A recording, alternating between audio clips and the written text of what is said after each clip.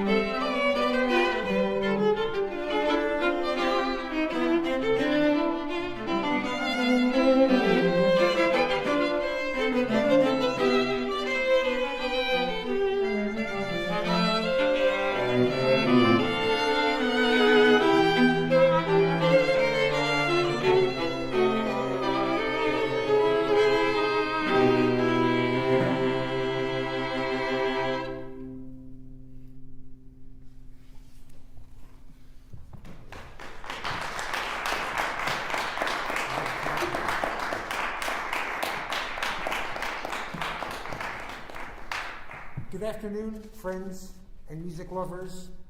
On behalf of the quartet, I would like to thank George Condo and Bard College. Now, we will play for you one of the great masterpieces of the 20th century.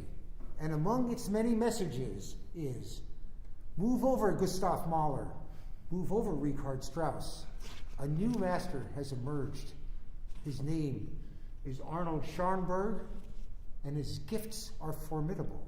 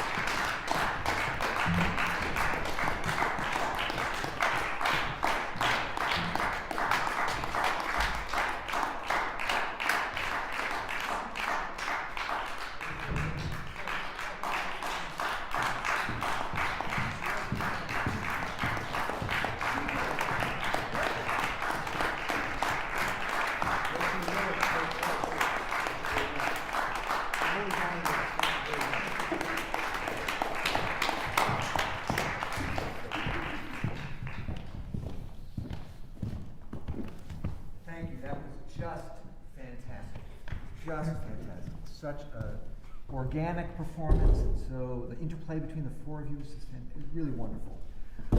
Hsin-Yun, before you were talking about the kind of it's almost therapeutic doing live performances, and I really felt that during this performance. It's really fantastic.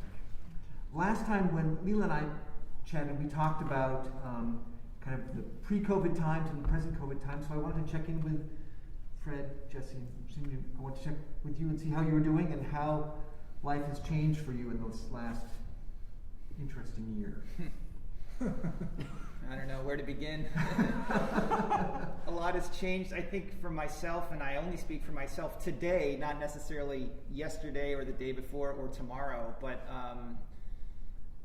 I feel rededicated to certain aspects of life and more depressed, to be honest, in other ways, but I do feel I treasure, doing this, and I treasure interactions with people more than ever, and so a little bit of that makes me happy now. I don't need more, but I'd like more. So. Fred, I don't know what you're... well, I've been cooking a lot, which I always am, drinking some good wine, enjoying my wife Carol, our company together, and then talking to people on the phone, teaching a fair amount, and also I got involved in some projects, one of which is a secret one. And I hope that you will see it in the music stores in a couple of months. Great. And you were saying you've hardly performed at all live in about a year, right? This is my first performance in a year. I felt it too. Is that true? Well, yeah. Describe that. I mean, you forget how, it really is right at the moment. And looking over and saying, I think I did okay. I played a G sharp there. I thought, that wasn't so great. Anyway, but it's great. It's a pleasure, especially with this kind of group where everybody's so good. It really matters. Yeah. Really? Hsin-Yun, how about for you? How are things? I think for most musicians, it's this year is a strange mix of things. Obviously, the travel's taken away, the live face to face, and like Jesse and like Fred, I also do a lot of teaching online. I think the new appreciation for what sound really means in our lives. I think, the first time I was able to actually teach in person, and as I was tuning with a student, I just started crying. Just the feeling of how we need this language to exist, and working in this group also, something that's so amazing for me. I think we put in we were committed to each other about 10 years ago for the whole year rehearsing this and recording it, and it was a massive experience. It was unforgettable and truly amazing. And when this opportunity came up, it was like a gift. It was like, wow, we get to do this again. We get to revisit.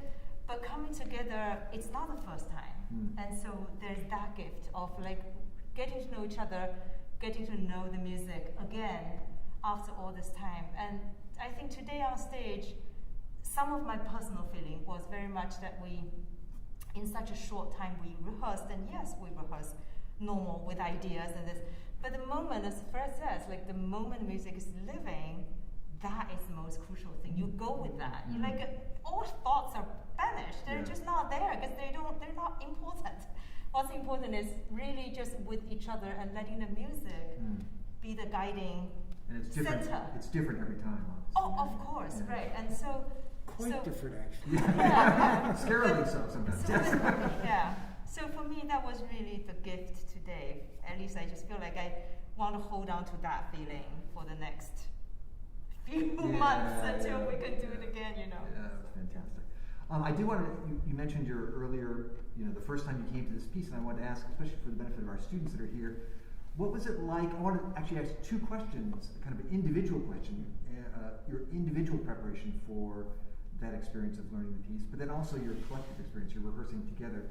What did you do kind of individually to prepare for that kind of first time when you came together as a group, working on such a massive piece that's so complicated, and what goes into that?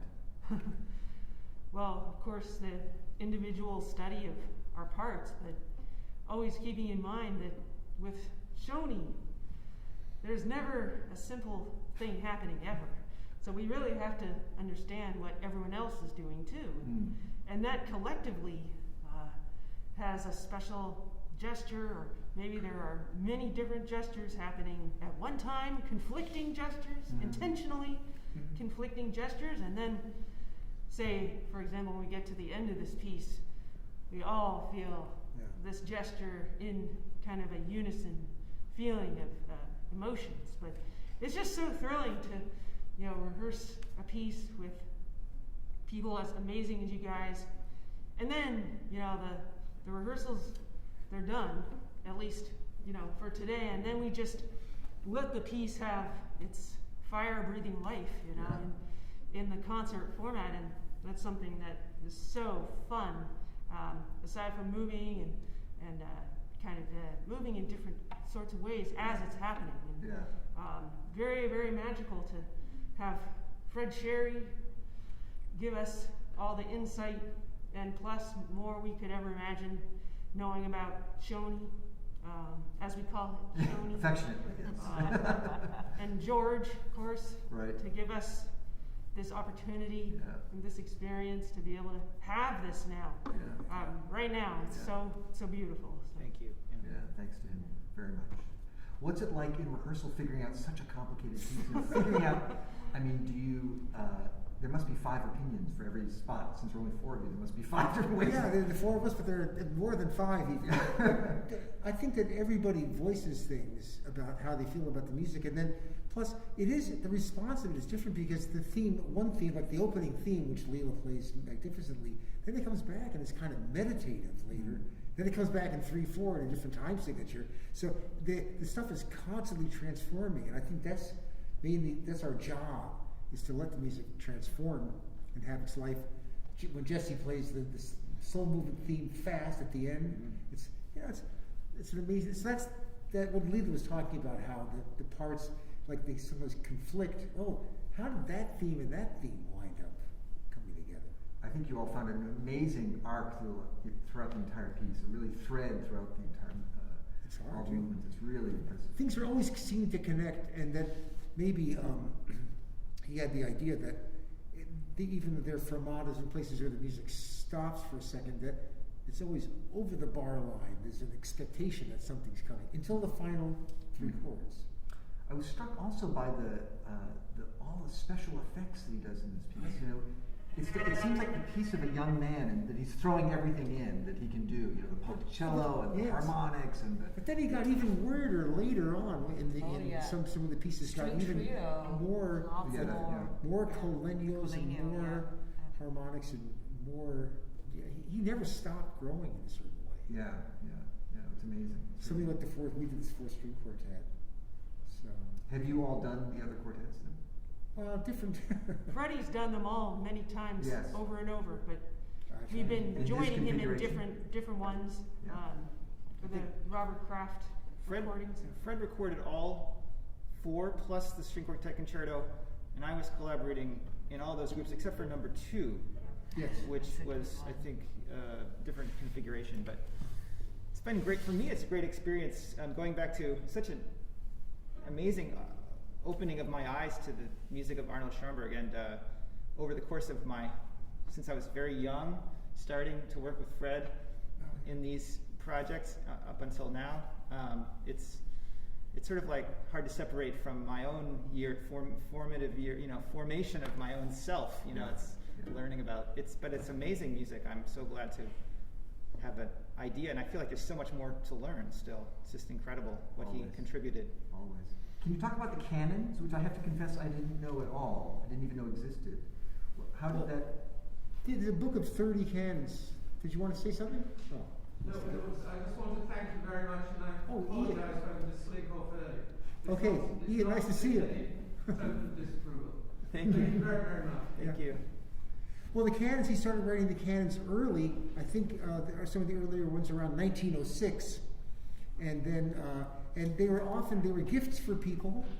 And the second one that we played is the fun one, the puzzle canon, where, I was telling Frank and I were talking before about it, that Schoenberg knew that Brahms on Sundays went for a walk with his friends, and he would present them with one of these. It's a single line of music, and he said it's a puzzle, Ken. You have to figure out how close does the imitation come, and in what key does it come, and what clef is it, and then they get together the next Sunday. Did anybody figure it out? And he didn't actually talk about that part, but yeah. And then at the end, does anybody know about Dr. Faustus and Thomas Mann and the whole question of Leverkusen, and was Leverkusen actually Schoenberg? Yeah. And they had a fight, and they'd been not ever really friendly, but they were close colleagues.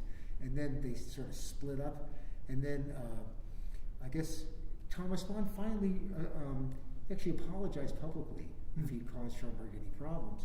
And then Schoenberg wrote him an atonal canon. And people said, well, anybody can do that. You know, just go.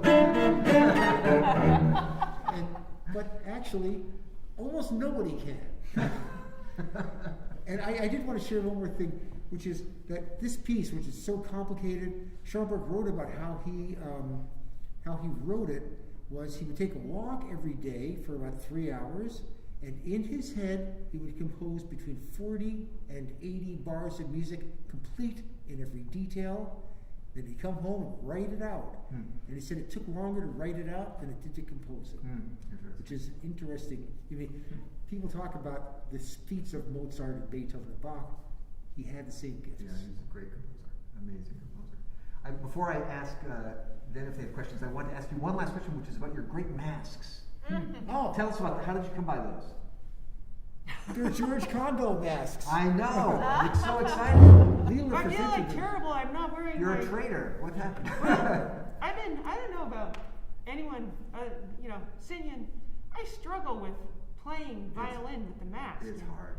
And it's always, going under my eyes, or Yeah. it's like past my eyes, or, this little one, this is a children's, but, you guys are wearing the right ones. Well, they're beautiful. They're really beautiful. I like them. Yeah, They're beautiful. Yeah, feels good too. Yeah. But I can see that it could bother your chin if it went down too low. I just, I'm You don't have the fog. doing the best I can. I use my visual sense quite a bit and watch where my bow goes. And even my vision is sometimes blocked by, I must be very cross-eyed. The new challenges. But those are the masks. That, Yeah. Well, they're beautiful. I love them. I just love them. Are there any questions here? Do any of you have questions for our artists today? Yeah. I kind of want to respond to, you brought up how Schoenberg composed, and in our program there's a section, it's like Schoenberg's private program for this piece. Like he has all the sort of emotional maps sketched out. Were you aware of that when you were rehearsing? I'm curious. So I'm going to just rephrase the question for the video audience. So Yeah. he's asking about the program of the piece, and if you use that to help you interpret the piece and rehearse. Well, it's a good question for sure. And he had other pieces that had ideas like that behind them, pictures or emotional ideas. But I think that didn't he write something that he didn't want people to really read what he wrote about his own piece? He thought it was that they should form their own opinion about what the music is, what's the story of the music. And then when we did the third quartet, there's another place where he talks about the third quartet, which starts out with some fast eighth notes and a beautiful,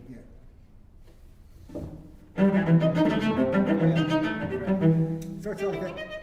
Yeah, second violin, right? And so he said, when he started writing it, a picture from his youth came that there was in his bedroom at home in Mödling or wherever he was from, that there was a picture of, it was like the Flying Dutchman. It was a pirate who was a skeleton, and then there were sword fights, and then maybe.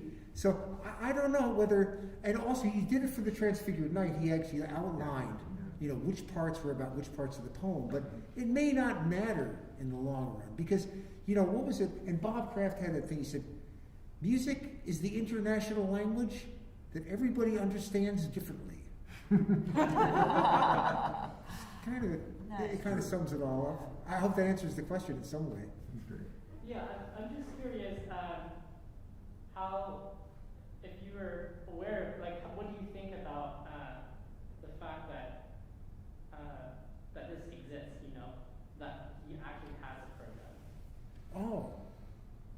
Or behind, I just in terms of his process, that he actually wrote a map, like emotional map, and then translated that into this musical language, and then hides this program. Oh, I see.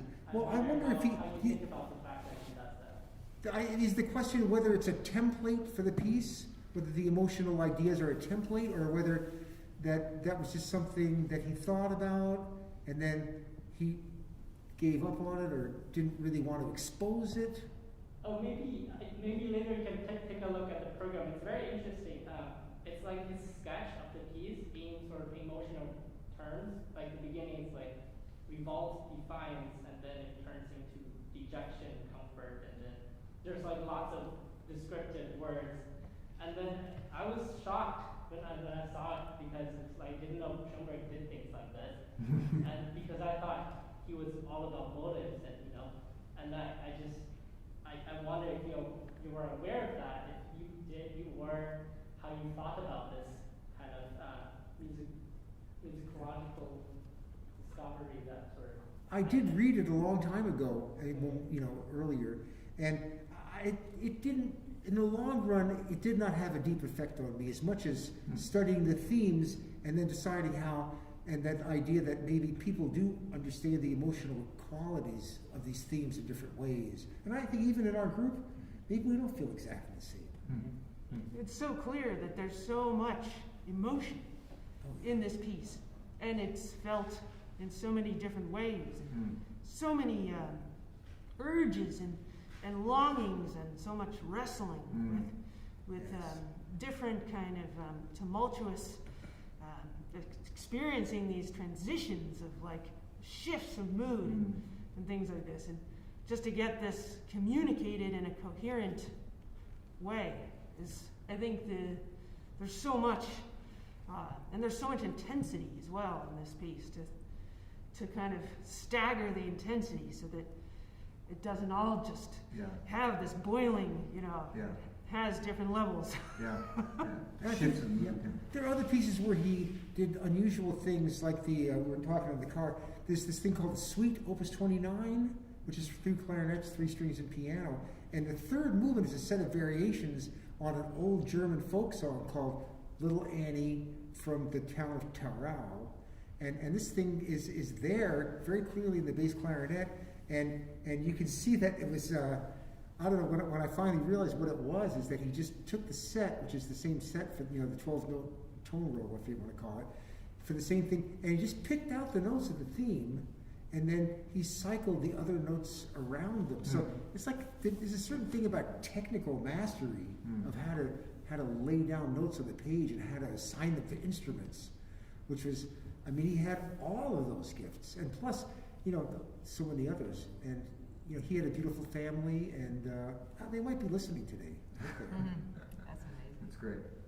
That's a great question. Yeah. I actually find that, especially in the fugal section, there was no question he's listening to late Beethoven with the große Fuga, the double fugues, which is just is such a signature, and it's of course the idea of conflict and not conflict resolution, which is obviously the central thing here. But I find that there's such great respect and listening back. It's an interesting combination of both the craft of composition, but also what they were talking about, the kind of the almost instinctual kind of programmatic element of the piece, and that the way he kind of held the piece together through that kind of idea, the kind of programmatic idea.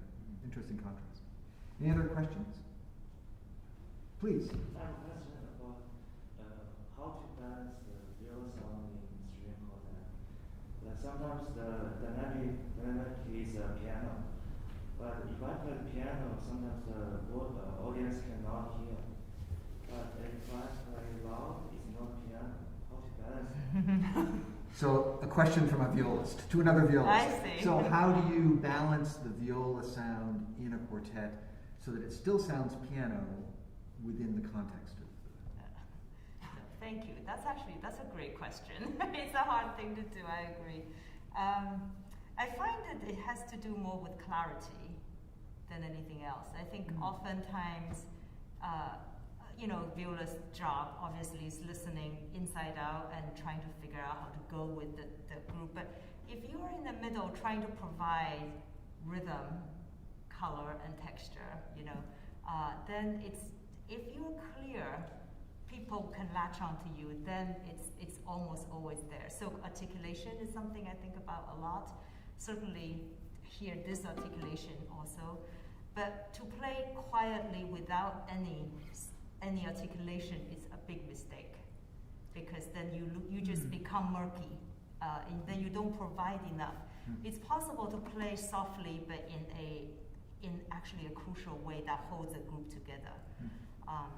And then when you need to pump out, you need to pump out. I think also in the middle, the difference between playing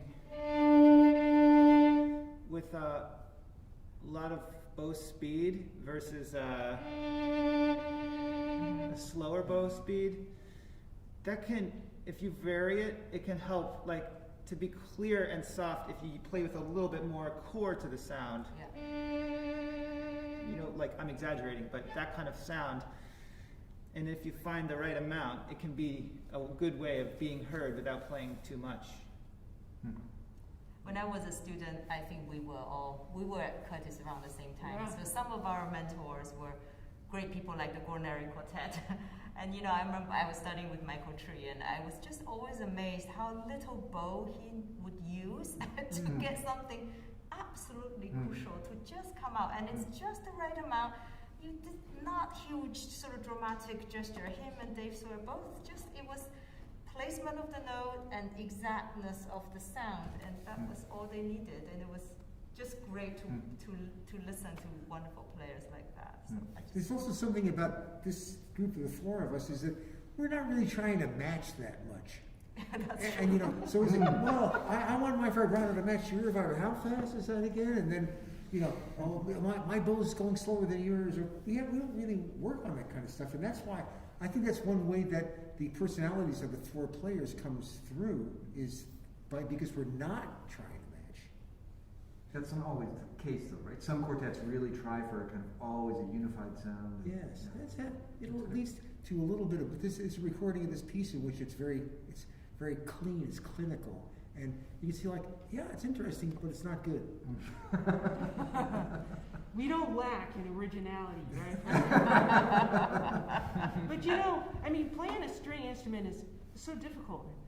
So much training goes into learning the instrument, and especially the mechanics of the left hand, and maneuvering around the fingerboard. And then you realize, where's the sound?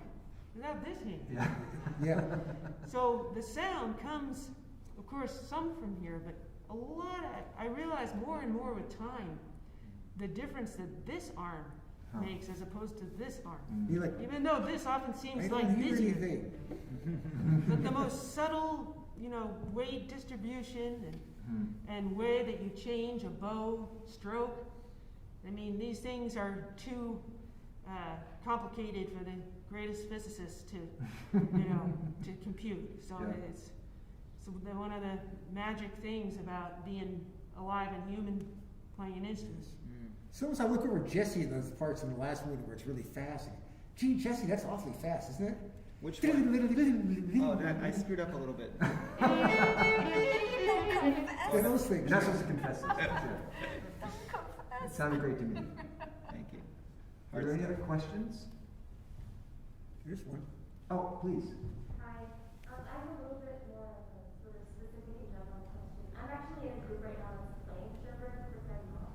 And it's really hard because there's so much, we're finding more and more, there's just so much color and so many moving parts within it that it's a little overwhelming. So I'm just wondering if you have any advice for approaching Schoenberg and approaching this kind of piece.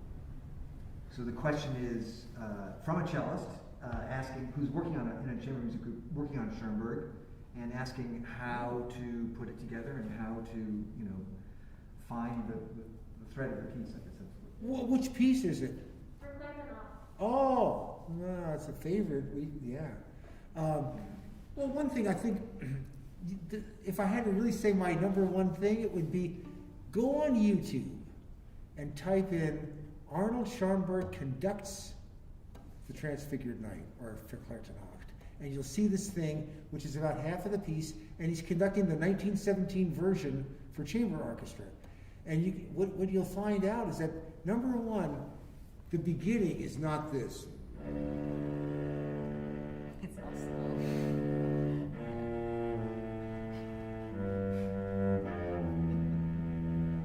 It's not about that. When you read the poem, you see, well, they're walking through the woods. That's the steps which they're taking. And here's the moon shining through the trees. And you know, as you go through anything, if you're traveling, the moon seems to be moving through the trees, but actually it's just you that's moving. And so that idea of, and when you realize that all those little double bars and changes of tempo and things that he marks in so carefully, that he doesn't really do them. I mean, he does them, but you never go, you know, retards don't do that. They go, they almost always go over the bar line. And then plus, I think probably to do that piece, you'd have to, and I in my own part, I'm glad that I had a lot of times to play it, and I wrote in everybody else's part, like little rhythmic cues or, you know, things, memory cues that will enable me to, oh, that's right, I gotta remember to look for that person, because it's complicated. And then it goes through all those keys. Actually, there's a lot of similarities between Verklärte Nacht and this piece in terms of, the period and this kind of hyper-expressive language. And I think both pieces, in my experience, you really have to know all the details of what everybody else has around you all the time, so that the group can be expressive without having to be metronomic. Because if you're trying to do the emotional part and all of the all what the music is doing, it's easy to get confused.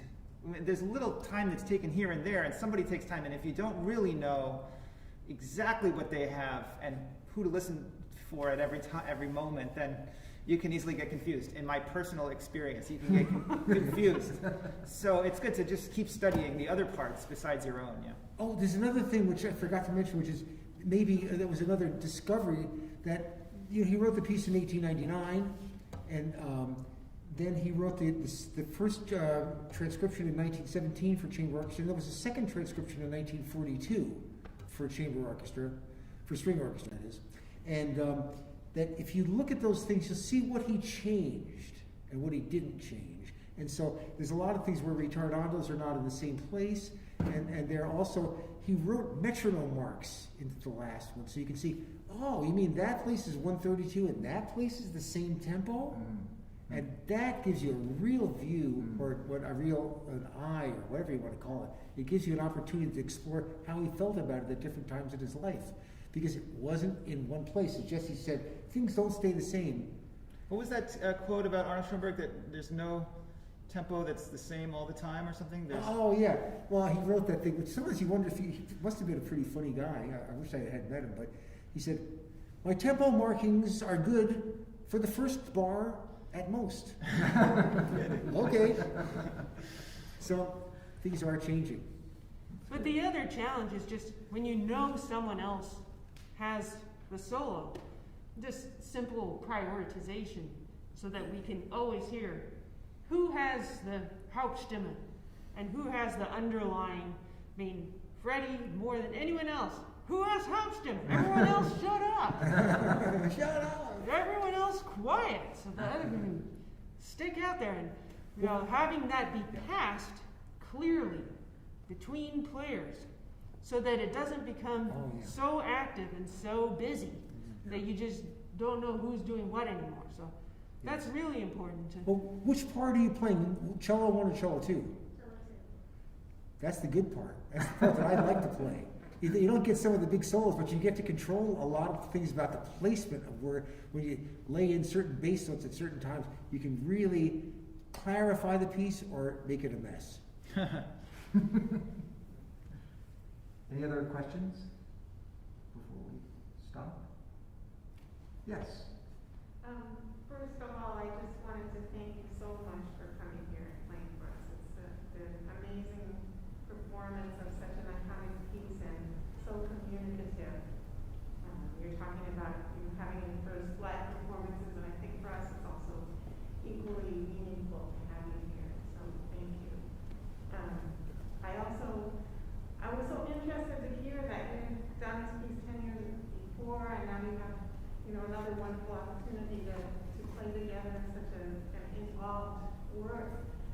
Were there things that surprised you about your preconceptions of what it was going to be like to the music, to encounter the music again? What were the things that were the most surprising to you? Because I think that the moment that we're in the music with such a large piece, sometimes we don't think of having a future with that piece. We don't think it's such a long timeline. We think, oh, we have to get it all done now. I think for especially the students who are here today, they might enjoy hearing some of your.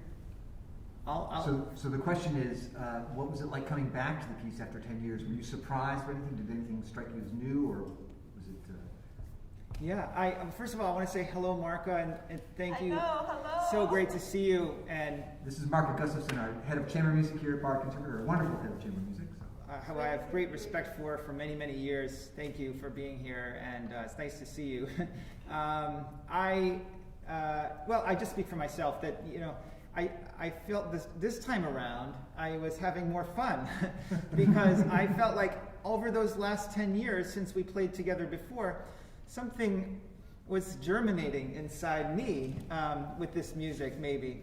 And it's funny how that happens. I'm sure you have the same experience yourself, where all of us, when we come back to a piece and you didn't realize that it's not that your knowledge of the piece just ended from the last time you were with the piece. There's something that happens unconsciously, I think.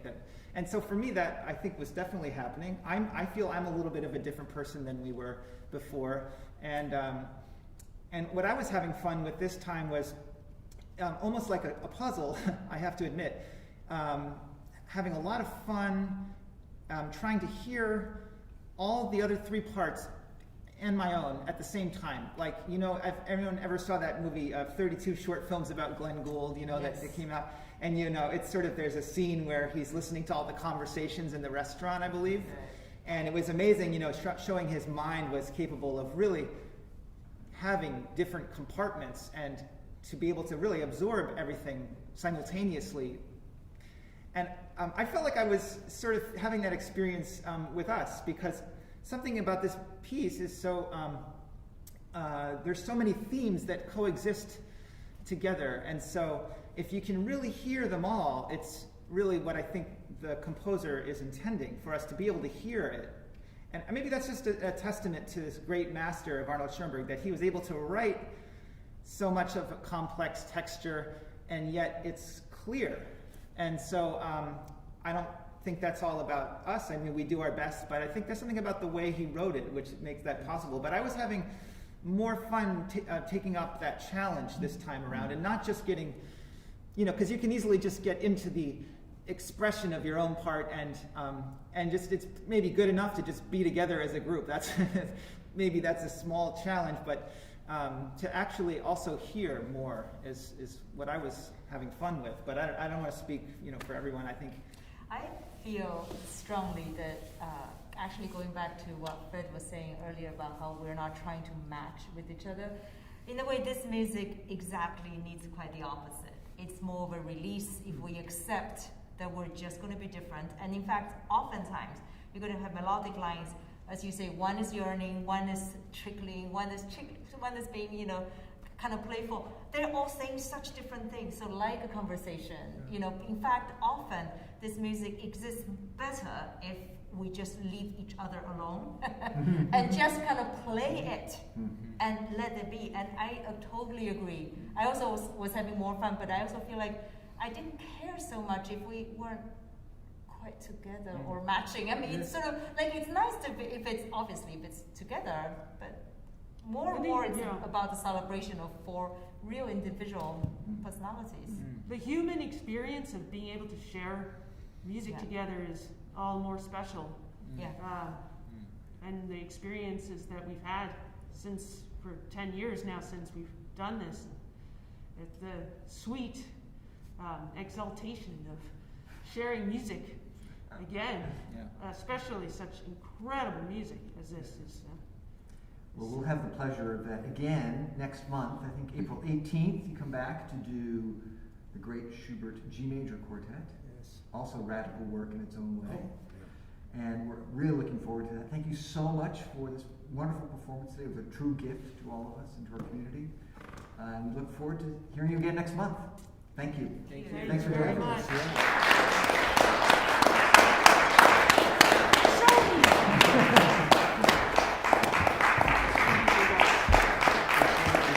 Thanks, Fred.